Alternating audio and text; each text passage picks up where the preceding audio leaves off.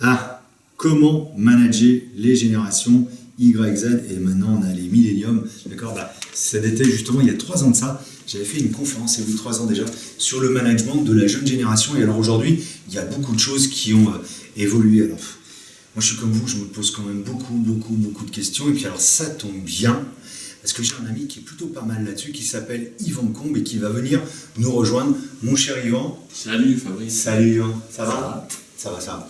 Alors aujourd'hui, on a une grosse problématique, on en avait parlé, on en parle depuis très longtemps, avec les managements, notamment de ces milléniums, de cette nouvelle génération qui arrive, qui bouscule beaucoup de choses. Selon toi, tu as une approche très particulière du management, et j'aimerais un petit peu que tu nous l'expliques aux grands fans que vous êtes de notre émission RSE We Trust. Alors, le management des milléniums, moi je préférerais parler du management en général. Pourquoi? Oui. Parce qu'on fait à peu près partie de la même génération. Ouais, tu dois être un peu plus vieux que moi. Un tout petit peu. Mais dans notre génération ou dans les générations de nos parents, c'était souvent tu as un CDI, tu le prends, tu le gardes.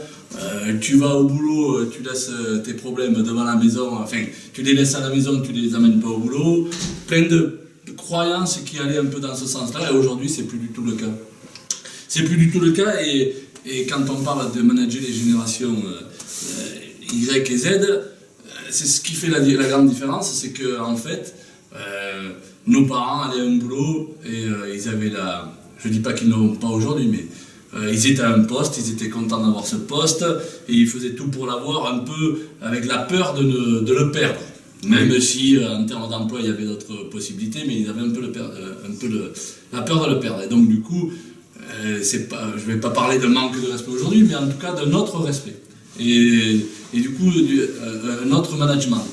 Quoi de mieux pour l'expliquer, c'est qu'aujourd'hui, vous embauchez une personne de génération XY ou Z, les gens, ces personnes-là ne vont pas manquer de venir vous titiller, même dans votre management. Vous voyez, ils vont venir, en général, ils vont trouver les bonnes failles, ceux qui viennent te remettre en cause. Ça, avant, ça se faisait pas. Et quoi de mieux aujourd'hui, ou quoi de plus dur aujourd'hui, et c'est en ça que le management il a peut-être changé ou il doit évoluer, c'est que comment en fait arriver à accompagner, pour un manager, un dirigeant ou un patron, comment arriver à accompagner des fonctionnements individuels, c'est-à-dire très individuels, parce qu'aujourd'hui, on ne gère plus une équipe, on gère des individualités qui doivent former une équipe. Donc c'est comment accompagner au mieux des fonctionnements individuels pour les mettre au service d'un intérêt collectif. Okay, déjà ça fait deux paramètres et pas des moindres. Et j'en rajouterai un troisième qui est encore plus important, c'est comment gérer des fonctionnements individuels pour les mettre au service d'un intérêt collectif, quand nous-mêmes en tant que manager, dirigeant ou patron, on n'a pas pris la pleine conscience de notre fonctionnement à nous.